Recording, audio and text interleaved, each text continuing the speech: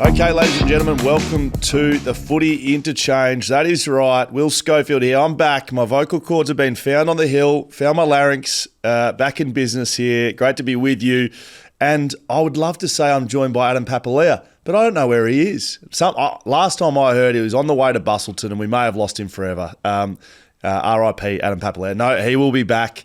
A Bustleton man having a nice, well-deserved break over the Easter holiday period.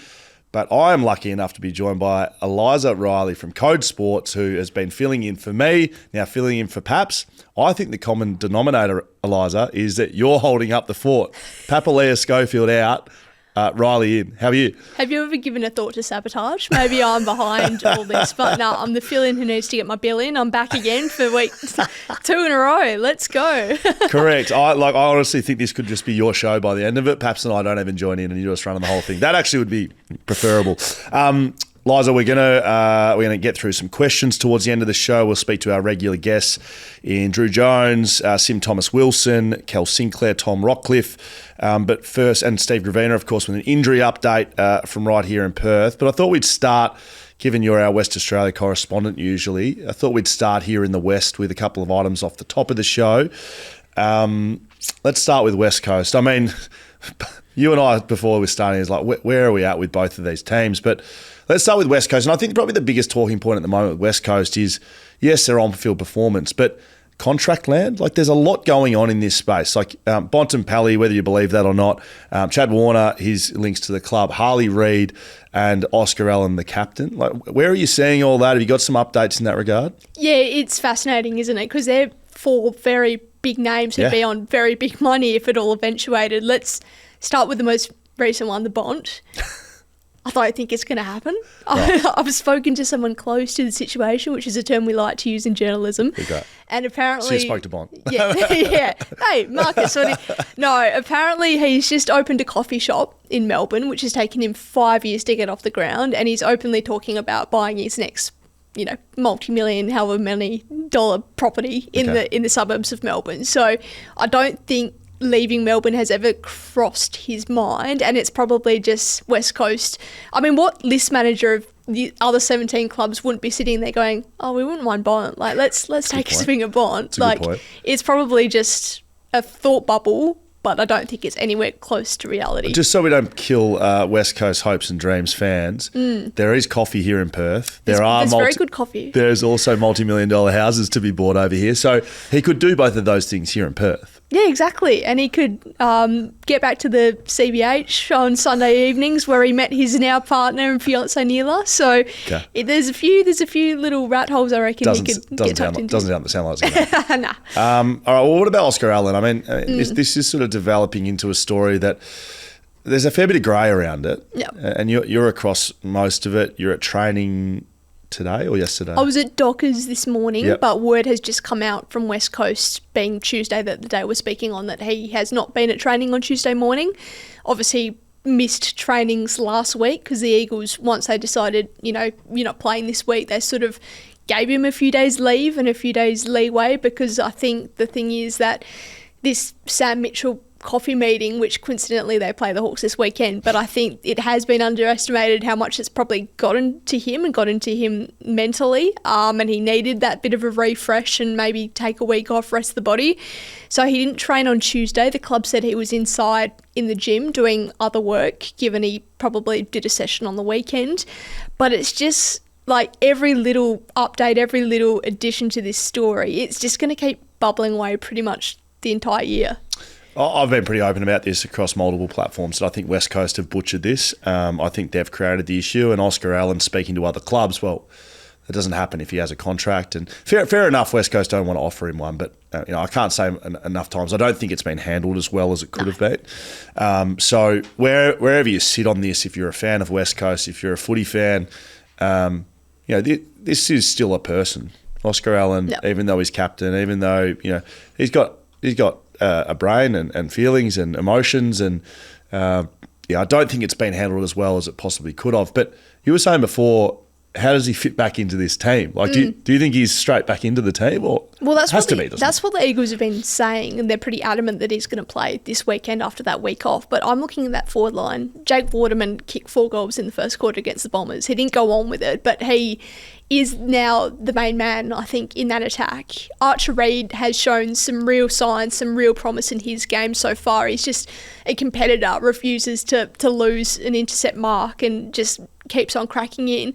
And then he had Jack Williams, who kicked 3 goals against the Bombers and has been a little bit up and down, but I think he's someone worth persisting with for the fact that you need to develop the kids and get games into them. And he looked good last year when he got a continuous run at it. So if Allen comes back into that forward line, I don't know how it works. Do you drop one of them? Do you have to make way? Because I think on form, those 3 are probably showing more than what Oscar Allen has so far this year. I mean, dropping a captain, which effectively they've done, managed a breakaway from, it was dropped. For whatever reason, if it's managing the body, whatever, he was dropped. So to drop and then not bring back into the side, I mean, that's relatively unprecedented. I remember Stephen Cornelio getting dropped at GWS during COVID. Which would have been fun with Amazon following him around for an individual doco that they were making. Look, I played in Oscar Allen's first game for West Coast. He was a backman. Yeah. Do you slot him into the back line? Because that is one area that hasn't worked well for West Coast. And whether that's the midfield's fault because of lack of pressure, which generally as a backman, that's who you'd like to blame, is the midfield for not enough pressure up the field. But Oscar Allen could easily play in the back line. Jeremy McGovern could hold down the fort. Harry Edwards wasn't good against Peter Wright on the weekend. He was pretty good against Carlton the weekend before, but then Jesse Hogan kicked 10 the week before, 9 before the weekend before that. So I don't hate Oscar Allen playing in the back line. I probably prefer that over dropping Jack Williams. I've liked him for a couple of years now. Every time he plays, he does something like that's AFL standard. Archer Reid is, I think, of those 3, Waterman, Williams and Reid, I think he's probably the third in terms of development. He's just very raw. Yeah. But so tall, athletic, if you continue to give him games, he'll get better. And then Waterman, you're never going to drop. So yeah, I think they'd be far too tall in playing Flynn in the ruck and then four tall forwards, so that's not going to happen. And then, are you committing to this rebuild or not for West Coast? Are you committing to it? And does that stretch as far as not playing your captain as a forward, which is going to be strange? Let's have a little look at Fremantle before we get into the rest of our guests today. Where are they at? And I mean that from more of a messaging point of view. You and I were both at their season launch. They spoke about premierships. They spoke about, sick of words over actions. We're going to do it now. We're going to play finals. We're going to win finals. They're not that side right now. So I'm just wondering from a messaging point of view if you've picked up anything this week. I have been fascinated by their talk about team defence, which we know has been their DNA for the past few years. They want to be, a team that locks down in other teams, keeps them to low scores, and that's put them in the position they have been in recent years. But sort of Hayden Young spoke to the media yesterday, and we asked him about this because on average, they're averaging 10 points more conceded this year than opposed to last. And already this year, 2 teams have scored 100 plus on them, whereas that only happened 3 times across the whole 2024 season. Right. So Hayden Young said, we want a game where it's 70 to 60, it's low scoring, and we win. Obviously, they want to keep teams to low scores, but I can't get this out of my head. It's my Roman Empire because they finally have a forward line that is capable of kicking a score. You've got Murphy Reid, who's been a revelation in his first season. Dudley is kicking goals every time he gets the 50-50 chances, and Shea Bolton, one of the best forwards in the competition, you slot into that forward line. They've got finishers now, which we haven't always been able to say of them. So A, they've got a forward line that can score, and B, 70 to 60 margins. Do you know what their record is in close games? No. 1-7 since the start of 2024. So if you want to give yourselves 10 points wiggle room, you're not going to win the close games because they've proven to us that they melt in those situations. Well, and so that's verbatim from Hayden Young, right? That's what he had to say. So, if that's what you want to be, they couldn't be further from it. Yeah. If you look at the games this year, like you said, Melbourne have gone and put 110 on them. they've been in shootouts in almost every game. And they don't want to be in shootouts. Games that they've That's won. what they're saying, but this is what's happening. Well, yeah, that's just bizarre messaging. Whether or not you want to be that, if you're not that, I would say that that's a complete flip in their game style. And, maybe I have absolutely no idea, which is very, very likely. But I just think the way the game's going, it's not a 70 to 60 game style. Well, is it? The question is, are they going to be willing to concede more in order to score more? It sounds like they don't want to score more. It sounds like they want to defend more. It sounds they want to shut the game down. Which, I agree with you. With Tracy, with Amos, and with the smalls you listed, that's a goal kicking forward line. Yeah, and I don't think the game plan should be let's score less and just hope we keep the opposition to less too. So, those comments mean they want to shut the game down, but they just haven't gone anywhere near that. You can't keep Melbourne with no forward line under 100, let alone 80. I don't know if you can do that against good sides because I don't think Melbourne's a very good side. No. Interesting thoughts over here in the West, Eliza. We have to get on with the show, though. That'll be a little West Australian cross there, unless you got anything else for us to add. Oh, we might circle back at the end. Okay. We'll see how we go. That'd be very good. You are here on the Footy Interchange. Will Schofield, Eliza Reilly, Code Sports. No Adam Papalia, and we will be going to our very first guest in Drew Jones right now. Before we do go to Melbourne, Eliza, I do want to just talk about KO Sports. We are featuring them across the network over the next few weeks, pushing towards our West Australian audience, which we have some of. The only way to watch every game live this year is with KO Sports. Do you have a KO subscription?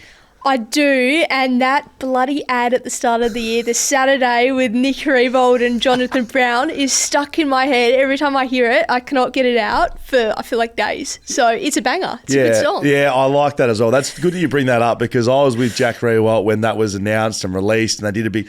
So I don't know. Do you have that in you?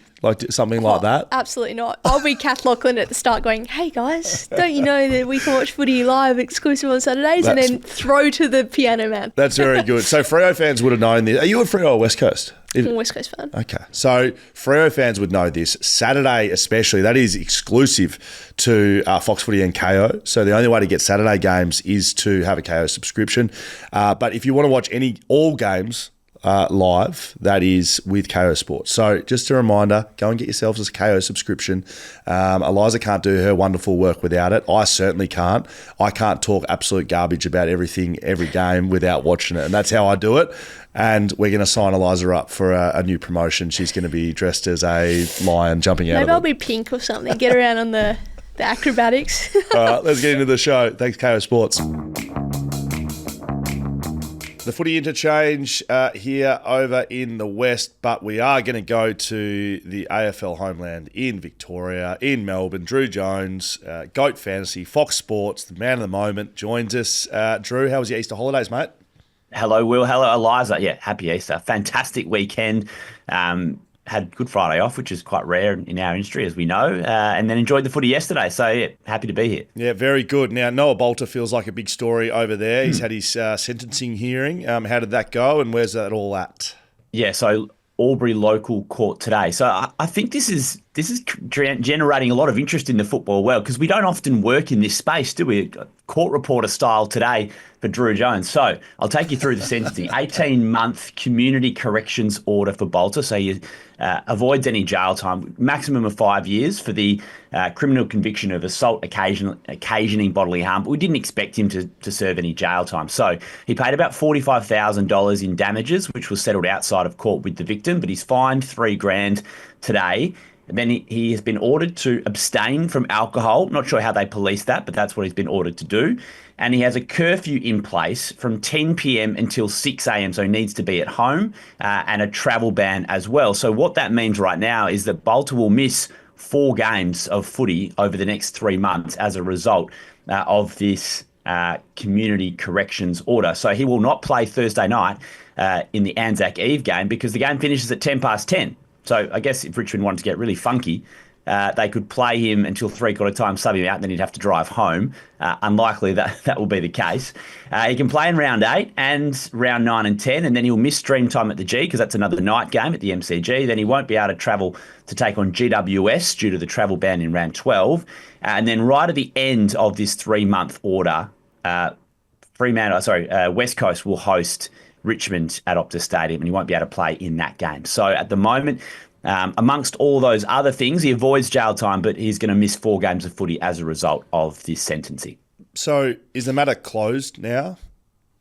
Yes, I've spoken to a couple of people in the law industry today. So he can appeal this decision, but there's no way he'd be able to get the appeal up and heard before Thursday. So he definitely won't play Thursday night as a result. So the best they could hope for if they appeal is that he wouldn't miss the 3 games. The travel ban is more unlikely to be overturned. Perhaps the curfew, they could try and get an exemption for work. So maybe he might be able to play in Dreamtime at the G. But again, that would have to take place over the next couple of weeks. And then Richmond have to weigh up if it's worthwhile, because at the moment, there's been a tiny bit of goodwill generated by the fact that the courts are saying that Bolter has shown compassion. You lose that element of it if you start to appeal the decision. So, yeah, it's the ball's in their court. An appeal certainly wouldn't be unprecedented, but I think unlikely at this stage. Drew, sticking with Richmond, obviously had a strong win against the Gold Coast Suns on the weekend. How much credit can we give them for this start to the year? Well, I think we've all been surprised by the fact that, they've won 2 games. Certainly against Gold Coast, who we're tipping to play finals footy. Carlton, we're expecting certainly to win round 1. But the manner of the performances, they've been really competitive. Most games they've certainly shown a little bit. And I just wanted to highlight the fact that it's only going to get better for the Tigers. I know that sounds like an obvious statement, but on the weekend they had Sam Lawler playing, who's been one of the best young players in the competition, understandably, this season. Jonty Fall played, limited impact so far, but looks like he's got some upside. And then Luke Traynor, who's had a great start to the year, he was sub. So Josh Smiley picked 7. He's due to debut in the next couple of weeks. Then Taj Houghton coming off an ACL, not playing at the moment. Harry Armstrong hurt himself at training, but he's shown a little bit, but not playing. And then Tom Sims is the other first-round pick. So they've still got a lot of guys from the draft, which is so hyped, aren't actually out on the field right now. Then you throw in Josh Gibkiss if he can get his body right, and they've got 2 first-round picks coming. So the bare bones are in place in terms of the experienced players are doing pretty well, and the other young players which they've brought to the club previously are playing quite well so far this season. So I think Adam Uze deserves a bit of credit after copying it a lot last year, and we know Kane Corn's talking about aura and all those different things. But right now, I'm putting it out there. He's in the running for Coach of the Year right now. Early stages, but it's been a superb effort from Richmond to get to where they are early in the year. Well, there we go. I like the big statements, and I've loved the way that they look like they're playing with real love of the game, and they've got spirit. You can see they have spirit. I was at the Carlton game. I saw the game on the weekend. That, if you compare them to a North Melbourne or West Coast, they're that far ahead in spirit by watching them. That's Adam Uze and the coaching, and then buy-in from the players. Now, they've probably got pick 1 as well with North Melbourne's first rounder next year. Marcus Bontempelli, Eliza has just debunked this whole situation. Not coming to West Coast, Eliza says. What say you, Drew? What's happening with Marcus? Would be the biggest bont shell in AFL trade created that's enough. History. No, that's enough. Get out. Get out. Marcus Bontempelli would be the biggest contract in AFL history to prize him out of Whitten Oval, wouldn't it? 6-time All-Australian, 6-time best and fairest, 241 games. Looks set to have in terms of the honour roll, premiership player, All-Australian 6 times, 6 best and fairest. He's going to be one of the most decorated players in AFL history. Spoke to him during the pre-season at an event for KO and asked him, how hard is it to juggle the fact that you've got this in the background, which everyone is talking about, you're out of contract. You just want to play footy, your coach is out of contract. He said, I'm just so focused on trying to improve the club to get us into a position to compete for a flag that these things don't even enter my mind. So as far as Marcus Bontempelli is concerned, there's no thought about how can I make this contract better for me right now. He's all about the club. So I just think the prospect of him leaving is just impossible. every club would want him. So you can link him to Callum, you can link him to West Coast. Every club would have it on the whiteboard, but there's no way that he's leaving the football club. And that's just, from my experience dealing with the Bulldogs, from dealing with Marcus over the years, he will beat the Bulldogs next year. Don't worry about that. What about Connor Nash? It was the big talking point out of Easter Monday. Where does he sit with the tribunal? Obviously, Tuesday morning we're speaking, hasn't been released, the findings yet. David Zeta is he's 20 metres away from me, maybe less right now. I could literally grab him by the scruff of the neck and pull him in here because he is the tribunal man. The thought is that the AFL will ask for 4 or 5, and this is 3+ weeks. So to get to the tribunal, it's going to be severe impact, which is obvious for concussion, and then high and careless. The fact that it was deemed to be a football act, maybe that helps Connor Nash, but it's 4 to 5. I think is what the AFL asked for, and then we wait and see what the tribunal does. But this won't be just Michael Christian offering 3 weeks, which they'll take. This will go to the tribunal, and I dare say be a lengthy one for Connor Nash.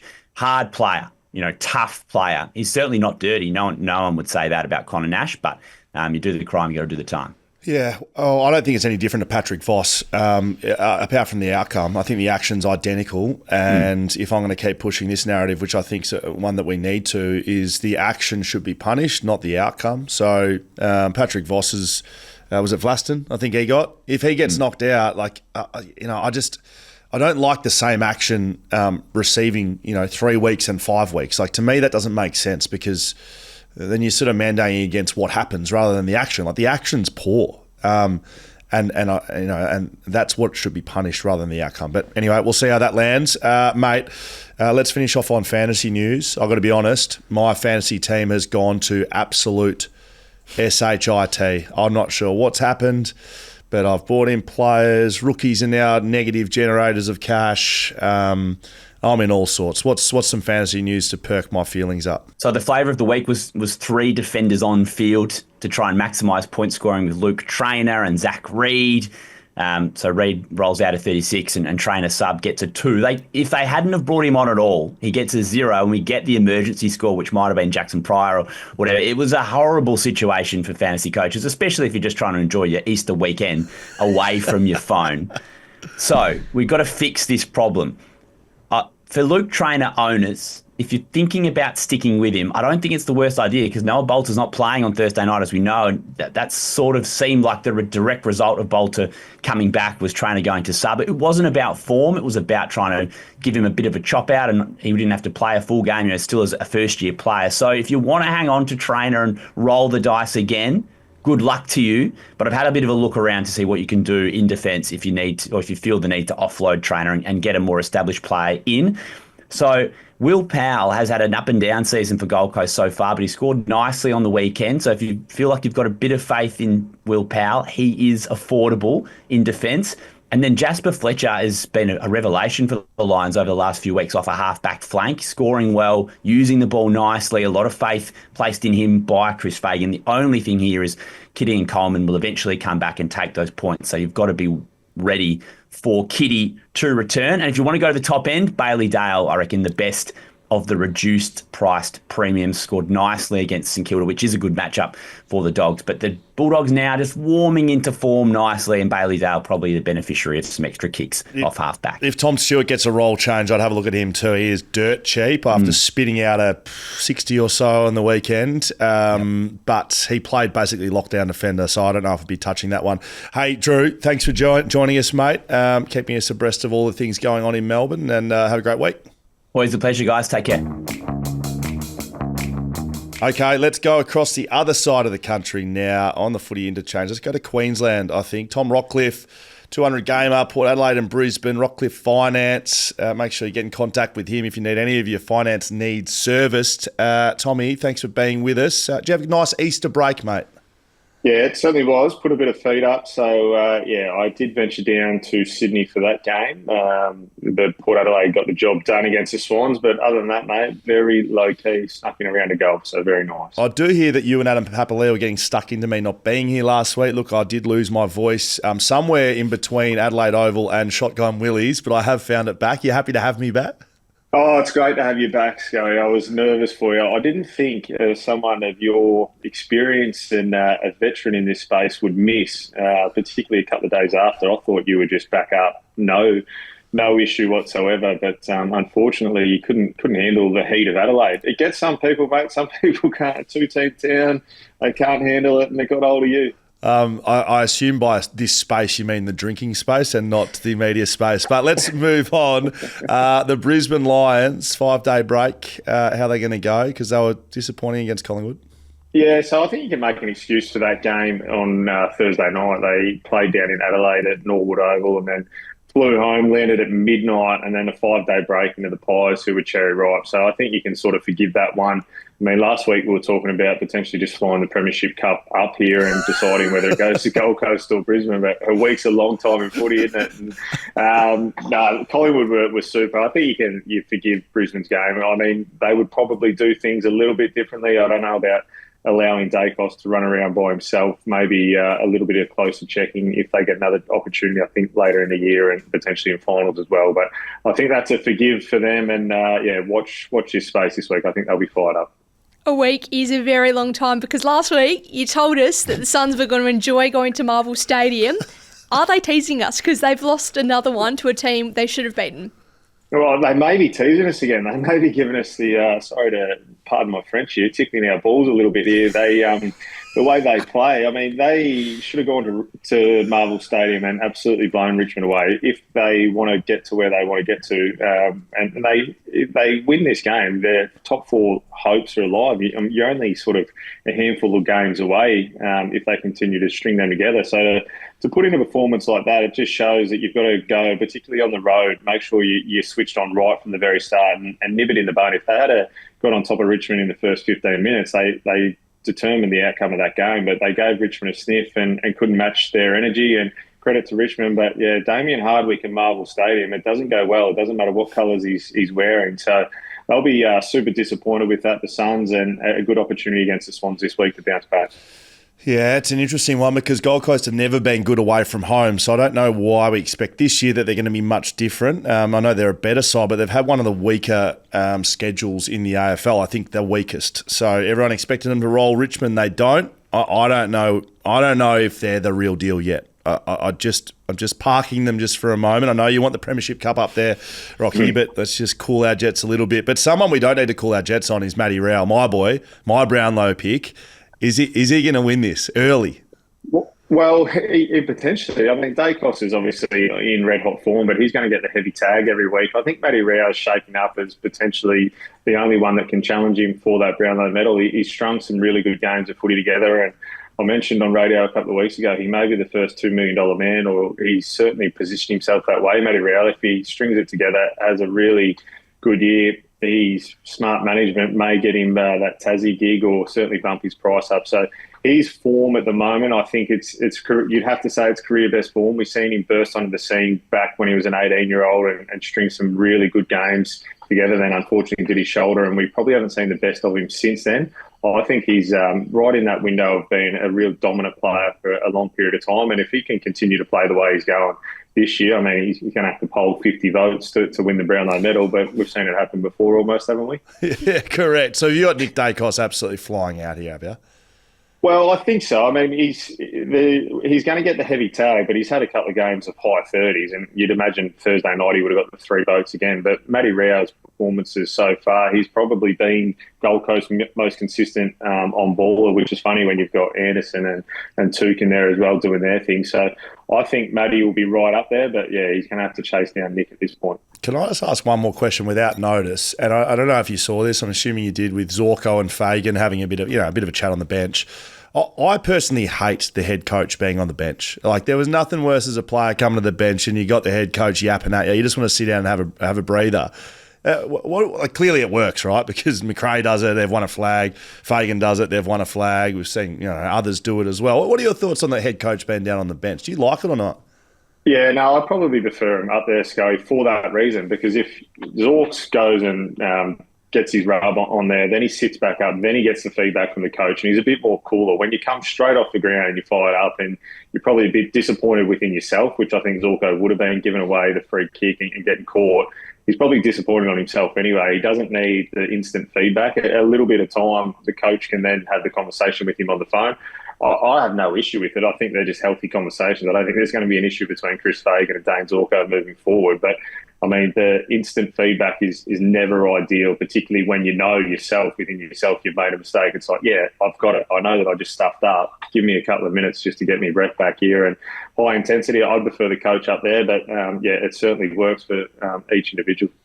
All right, mate, we're going to leave you to go and get those Premiership Cup preparations underway again this week, and we'll speak to you next week.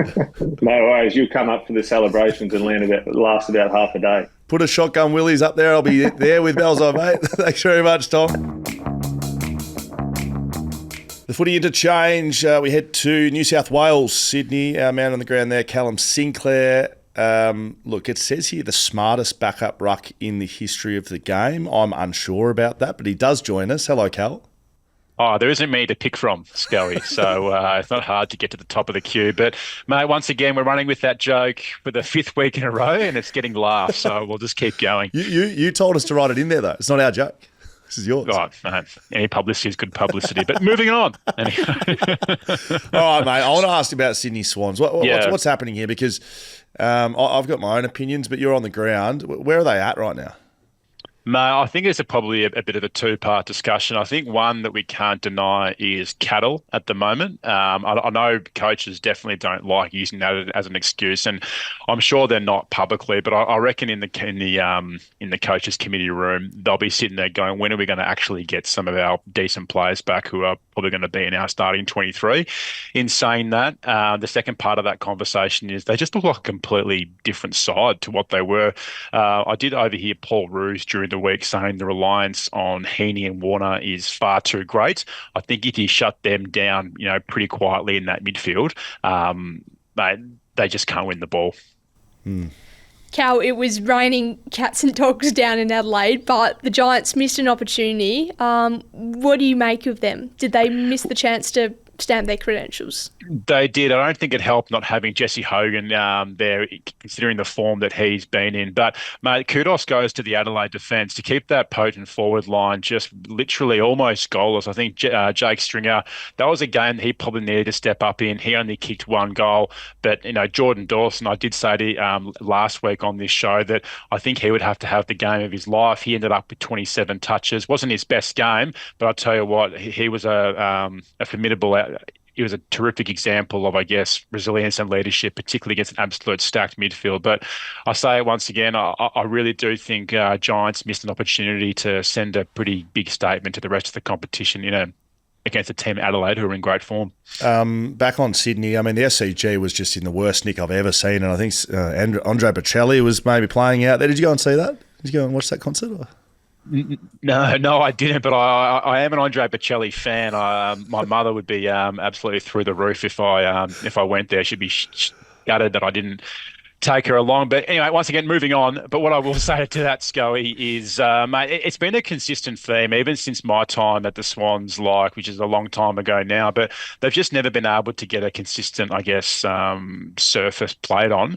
Very disappointing. Look, at the end of the day, they can make excuses all they want, but the Swans just at the moment just completely aren't good enough. One kind of observation that I guess, made during the game was I think just Port looked physically far too strong and far too powerful. The amount of broken tackles that I guess they were getting through, that's kind of not the way that the Swans want to play. They've built their brand off pressure, hard at it, and the tackling count, I think they only had 19 tackles up towards half-time. So it just looked like the physicality wasn't quite there, which is, I guess, unlike the Swans brand. And what about this weekend's games? The Giants have the Dogs and the Suns versus the Swans. What do you make of these two matchups? Well, the Giants, once again, I think this is going to be another statement that they're going to have to potentially make to the rest of the competition. I don't think the Giants want to sit around that kind of 5, 6, 7 mark on the ladder. They need to get into that top 4 to really cement themselves as, I guess, a real contender for that flag. But I think with Sam Darcy out, that's going to relieve a lot of pressure on those Giants defenders. They need to win this game. Bontempelli for them is going to be the biggest hurdle. He's just didn't look like he missed a beat coming back from injury. So it'd be interesting to see what sort of matchup they plan for him. Do they go a head-to-head with a Callaghan or a Green to just see how they go? But, it's going to be game on for that game. And then the Swans play the Suns. An interesting matchup given the Swans' form at the moment. They have. Even when the Suns were absolutely no good, they actually seem to trouble the Swans a fair bit. I haven't got the record in front of me, but I think the Suns might either just be, I guess, in the lead over the last 10 years or maybe just a fraction behind. But look, Suns are obviously in a terrific position. Their list is in great nick. I think they're far more healthier than what the Swans are. But I think overall, guys, I made the point last week, I think the Swans' strategy has to be from now until about round 15 or 16, they just have to hang in there and just be in the mix and pray that they get players back in the back half of that year and they're fresh. I honestly believe if they can get 6 or 7 players back around that mark and they're sitting in between, ninth and maybe 7th on the ladder in that range, you might not want to play them, but I think their destiny is reliant on who's available at the moment. Sinclair, that's the Footy Interchange. Thanks for joining us. We'll let you go put some Andre Bocelli on and enjoy your afternoon. Thanks, guys. Appreciate it. Okay, ladies and gentlemen, Steve Gravina from Front Runner Physiotherapy in Osborne Park. Make sure if you got something sore, like a throat, you go and see Steve. No, not a throat. But I did hear that you had me out injured for a week with a larynx last week, Steve. What about Adam Papalia this week, mate? He's been managed off the show. You got anything to say about that? Or is that through a physical ailment, or is there a bit of mental health pressure from what he's getting in that studio, mate? Yeah, look, we got some performance indicators he hasn't been quite matching up to. No, he's on holidays down in Bustleton, so we're letting him have a little bit of a break, mate. Let's get into a bit of an injury update. We've got some big ones this week. Sam Darcy is probably the first one we need to touch on everyone's lips. It was confirmed. It was all but done ACL, but it looks like he's got away with the dreaded ACL tear. Yeah, so that was a nasty, nasty looking injury that obviously got a lot of attention. Those hyperextensions aren't pretty to see and, can be catastrophic for a number of reasons. You always think the ACL when you see one of them, but sometimes it's not the ligament that goes. And in Sam's case, he's basically fractured the front of the knee. So, if you imagine the hinge joint at a knee, he's gone into hyperextension, and so the two bones have smashed at the front, creating a fracture. Now, I guess the sentiment at the moment is, thank God it wasn't an ACL, but fractures aren't insignificant at all. Now, we've seen a lot of cases along the way where a fracture can also include significant cartilage damage, which can be career defining and can shorten your career. So we just don't be too up and about that it's not an ACL, because these ones can be serious issues. So obviously it's a 4 to 5 month rehab for the post-surgical fracture rehab. But we've just got to wait and see if the dogs come out that there was more damage post-surgical intervention, or down the track things start to pop up. To worry. Steve, question without notice. Obviously, everyone's saying for not an ACL, but the dogs were telling the media that on the boundary on Friday night. They basically told the family that in the rooms. We saw them distraught. Luke Beveridge said it in his post-match press conference. How reliable and conducive are the tests that the doctors do on the sidelines? Because everyone thought that was the case. Yeah. Usually they're fairly good, the tests. So you've got a couple of classic tests that you'll do where you'll try to test the integrity of the ligament. And normally there's not a lot of movement with a healthy ACL. If they've done that test and there's a lot of play, then, you assume it is an ACL until it's proven otherwise. There can also be, extenuating circumstances. So there was ligament damage that did occur outside of the ACL. They haven't confirmed the specifics of that, whether it was the PCL or just some of the capsule at the back of the joint that gets overstretched when you have a hyper-extension mechanism like that. So sometimes that can, give you a false positive reading. If part of the fracture was around the ACL and made the actual anchor point of the ACL unstable, that can cause the knee joint to move a little bit more on those tests. So it's never foolproof. But a lot of the time you look at that mechanism, you do a few of those tests, and most likely it's going to be your ACL. So, yeah, by the sounds of it, that's what they've assumed and that's what they've communicated. But, yeah, fortunately, it wasn't the ligament, which is good. But as I said, the big fracture and then potential cartilage damage long-term is a significant one as well. Never a lot of positive news when we're talking about injuries. Sam Draper is Essendon's second ruckman in 2 weeks to go down with a season-ending injury, this time with an Achilles. So I was at this game doing boundary for Fox Footy, saw Sam Draper speaking to the coach as well as medical staff around what looked like a calf Achilles area, but sort of since come out that was the opposite leg. Can they have anything to do with each other, or is it completely independent, or is that tough to know? Yeah, it's hard to know, but if you're carrying an injury and you're potentially offloading it, you're going to be putting more load on the other side. So, we don't know whether Sam had, a low-level Achilles issue on that side that he's injured leading into the game and been managing it. But, yeah, if you have been taking the load away from one leg to avoid external stress there to protect potential injury, and you put more on the other side, yeah, it's going to place more load there and potentially exacerbate a pre-existing issue. But, if you act on everyone's tight calf because they're going to rupture their other Achilles, then you'd be pulling a lot of players off the ground. So, it's not on the medical staff and not on the coaching staff for rolling them out in that last quarter because it's just too hard to predict something like this. But, yeah, it's desperately unlucky for him. And, yeah, as we saw last week with Brody Kemp from Carlton, we don't see Achilles ruptures that often, but 2 in 2 weeks, it's very unusual in the AFL. Is that worse for a bigger player, or is it just as bad on a midfielder or someone like that? For a jumping athlete or ruckman, I don't know if it's his jumping leg, but yeah, it's not great. So the spring mechanics required from the Achilles to get yourself vertically for the aerial game of rucking and contested marks. There's greater requirements for him to get back and utilise that Achilles. So it'll be a full year of rehab for him, whether they target the start of the year or need to extend that a little bit more into the 2026 year, unknown. But yeah, all the best for his surgery, and hopefully he gets a smooth run at it. And before we let you go, Ollie Wines, obviously this is a really rare one. We don't see it that often, but third episode with his heart subbed out on the weekend. Where does that leave him going forward? Yeah, it's really unusual in football, in young, under 35 males and females to have heart issues, particularly in the athletic population. So we don't see it that often. I believe it's been 3 years or so of issues for Ollie. And from what I hear, he did have what they call corrective surgery in the off-season. So for this to come about now, it certainly wouldn't have been on the agenda for Ollie and for the medical team and the club. So I think they're back to the drawing board.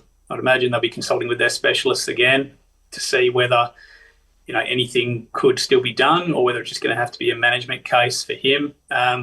Again, all the information we're getting is it's not a serious heart condition, which anything around the heart and cardiac always is a little bit scary to think of. But it's the lower end of the scale. But yeah, the intervention obviously hasn't had the effect that they wanted because we're round 6 and he's had an issue again. So a bit to play out here. Hopefully, in Ollie's case, short and long-term health is priority, and he gets back to a full body of health and then can play footy as well. Last question without notice, and you can answer this or not. Generally, and you don't have to be specific, when clubs are putting in injury lists, and we see managed, and we see rested, and we see test, and we see 1 week, 2 week, 3 week, 4 week, is that a consultation with the medical team, or would certain clubs, or would that just be completely irrelevant and it's like up to the media team, or it's up to someone else that isn't the doctor? Because it feels like, so Geelong, they had another laid out on the weekend. We've seen Oscar Allen managed. We've seen a player from Collingwood rested. Like, I don't think there's the clarity that fans kind of deserve. I don't know if you have anything to say on that, but it's been weird for me to watch. Yeah, so usually the process for any injury or any decision to be made about returning to play or playing that week would come initially from the medical team. So we'd have a meeting on a Monday or Tuesday and plan for the week. And, a player coming back from injury would be deemed available if he gets through the week, for example, that would still be called a test. Now, that would then be relayed to match committee, and match committee would communicate that to the media team. So whether anything changes in that communication line along the way, sometimes it does.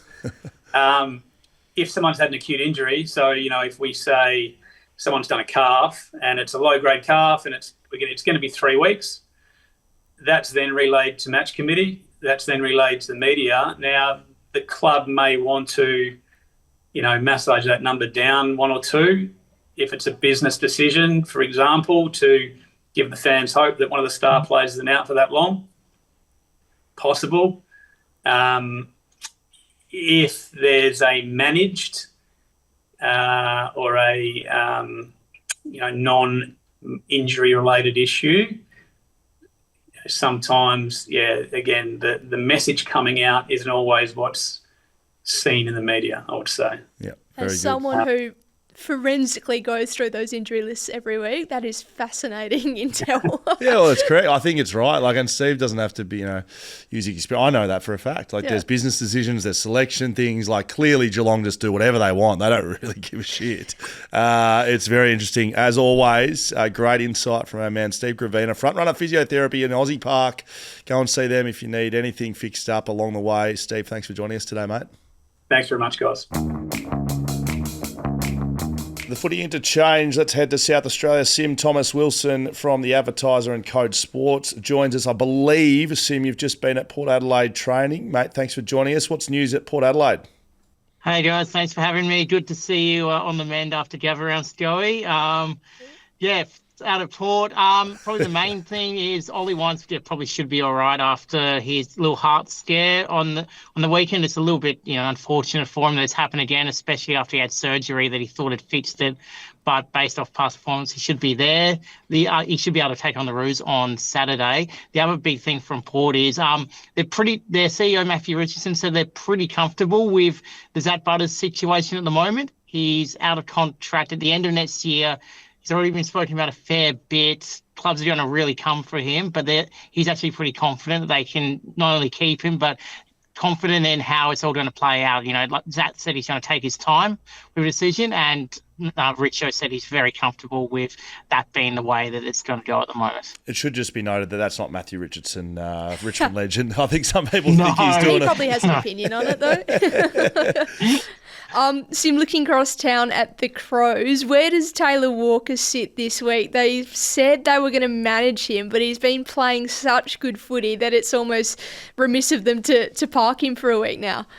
Yeah, this is an interesting one because we know that Matthew Nitz has said they will try and manage Taylor Walker when they can, and on the surface, was it a 6-day break or whatever, trip to Perth, everyone that you'd be like, yeah, let's manage him for it. But Darcy Fogarty's shoulder injury maybe makes it a bit more complicated. The other thing is Tex is playing really well, at the moment, better than probably most of us have expected. So Fogarty did really little work today on the training track. He can lift the arm above his shoulder. So that's the good thing after that. So he's kind of wait and see, but I reckon the Crows probably can't rest Tex this week against Freo. It's got to be one. I know it's a bit of a balancing act, especially when he's 34, but they might have to keep playing him and take advantage of this good form and maybe risk the body a little bit. There's been lots of chat about the ruck situation at Adelaide, and Sam Draper was someone on everyone's lips in South Australia at least, but he's done his Achilles. Does that change anything, or do you think the Crows are still into him? What do you think on there? Yeah, I think the dust has to settle on that one a little bit, but we know the Crows were keen on him, really keen on him. And Reilly O'Brien's also out of contract at the end of this year. Yeah, Sam Draper was an unrestricted free agent, so the Crows could have paid up to, make sure they get him from Essendon, so Essendon couldn't match it. But you can't really pay up now a guy who's done his Achilles, has had injury issues before. So it's going to be an interesting one to see what the Crows do with their ruck situation, because O'Brien performed really strongly against Sydney and Kieran Bridge on the weekend, but before that he was in the worst 4-run stretch of his career when it comes to champion data ratings, and I think he's 30 or 29 to 30, so he's not the long-term ruckman, But yeah, I don't know what other options are out there for the Crows to actually look for at the moment. West Coast need one as well, I think. They'd be on the lookout. Desperately. Talls don't really grow on trees though. And it is good to be back from Gather Round. Thank you, Sim. Replaced my vocal cords nicely. If you did happen to bump into them on the hill though, I'm still sort of looking for a replica model of what I've lost at Gather Round. Brilliant weekend, by the way. Yeah, it was a reefer one, maybe the best one so far. Very good, I think, as much as well. Thanks for joining us, Sim. Thanks, guys. Okay, that is just about done and dusted for the Footy Interchange. Hopefully I've done okay without Adam Papalia's help. He's one of the best in the business, so I'm sure I've underperformed in that area, but we have had him outmanaged this week for 1 week. He'll be back next week. Eliza, thanks for joining me today. Before we go, some exciting news out of the West. Yeah, hot off the press, Murphy Reid has finally got his Rising Star nomination. I reckon he was a bit stiff to miss out in round 1 when he kicked 4 goals in 16 minutes or whatever it was, but he finally gets one for 17 touches on the weekend against the Demons, so he'll be happy with that. I think he's someone who doesn't look like he's playing like a first-year player. He's got so much confidence and he's added so much to that forward line. So one to watch for a while, and I think the Dockers were stoked when he was still on the board at pick 17. So how didn't he get to the football club through, like that pick, wasn't that involved in a trade? I know this is without notice, but wasn't that pick involved with the Shea Bolton pickup? You're testing my memory. I feel like... I think they accessed him. It was a live trade on the night, which I remember. I think they got access to him with some pretty, good trading policy from Freo, and they would just be stoked because this award we know isn't given on a per-game basis. It's a bit of a cumulative one. And what he's done for this season, for a first-year player, like he's one of the best in the league from a first-year point of view. So if Freo weren't performing so haphazardly and inconsistently, like we would be talking about him being added to this Freo side that's making a push for finals as a brilliant one, which it still is, right? Like him added to this group is, you just don't get a first-year player to come in and impact like he has very often. We don't see it. Is he a chance to win it? Absolutely. Yeah. Like, I know everyone wants to talk up Sam Lawler and what he's done because he's the number 1 pick, but if you look at output, like he's in the top 5 in Australia right now, I would say. Consistently. Would you agree? Yeah. Very good. Great. We love the breaking news. Eliza, you've done brilliantly well holding this show together. Thank you for joining me today. Paps will be back to hold your hand next week. So. I might sack him. That's us for the Footy Interchange. Make sure you look out for our question and answer section that'll be released on YouTube. There's some little changes we'll be making over the next couple of weeks with that, but make sure you keep an eye out for that to answer all of your questions. Thanks for joining us on the Footy Interchange. We'll see you next week.